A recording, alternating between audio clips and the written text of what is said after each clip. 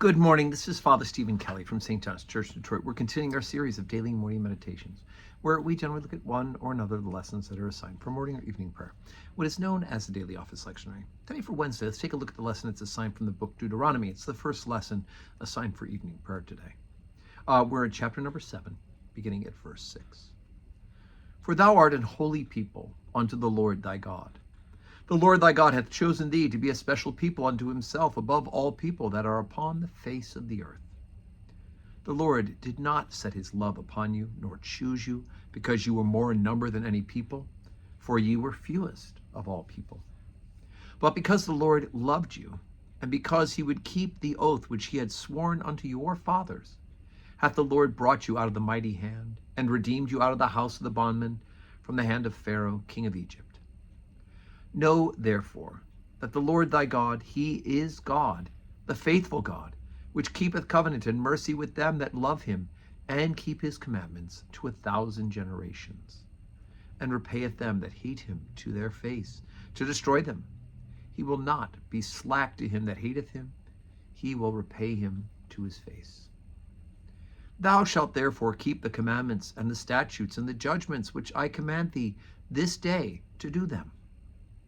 Wherefore it shall come to pass, if ye hearken to these judgments and keep and do them, that the Lord thy God shall keep unto thee the covenant and the mercy which he sware unto thy fathers, and he will love thee, and bless thee, and multiply thee.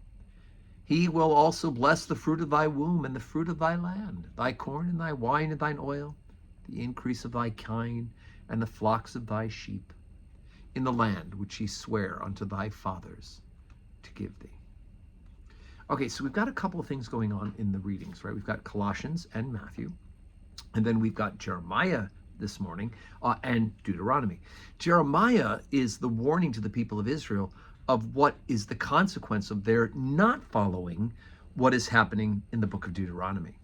Deuteronomy is written, of course, after the people have been taken out of bondage, out of slavery from Egypt, and are becoming established in the land that God has promised to them. He actually promised it to Abraham, Isaac, and Jacob, but it would be several generations. Remember that they end up in Egypt through Joseph, right, Jacob's youngest son, second youngest son, takes them to Egypt in order for them to escape the famine. They eventually become enslaved there. Joseph becomes Pharaoh's second in command, basically, and through that, he's able to save the people. Now, years later, they are enslaved and they are freed. And so God has now given them this land he's promised because they are peculiar people. They're particular people he has chosen.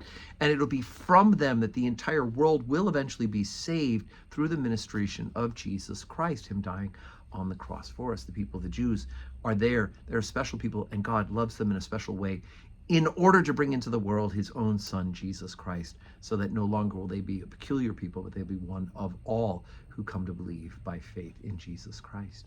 And so we get here a witness of the testimony of God to the people. He says, look, I haven't chosen you because you're big and you're important. I've chosen you because I love you, even though you're, at this point, a small people. So what are you supposed to do with this? Well, you're supposed to keep the commandments and the statutes and the judgments that I command thee, and to do them. Okay, so we are, of course, now the new Israel. We are the new people of God, all of us who believe in Jesus Christ as Lord and Savior, whether Jew or Gentile, and we too are to keep the commandments. We are to love the Lord thy God with all our heart and all our mind, all our soul and our strength, and love our neighbor as ourselves, the summary of the law. And we can only do this through the grace of Jesus Christ. So today's Wednesday. We have our 12:15 Holy Communion, 4 o'clock evening prayer. And I do hope that you'll be able to join us, hope in person, best. If not, join us on the live stream where you're watching this morning meditation. And may God give you a Wednesday, a wonderful Wednesday that is full of blessings.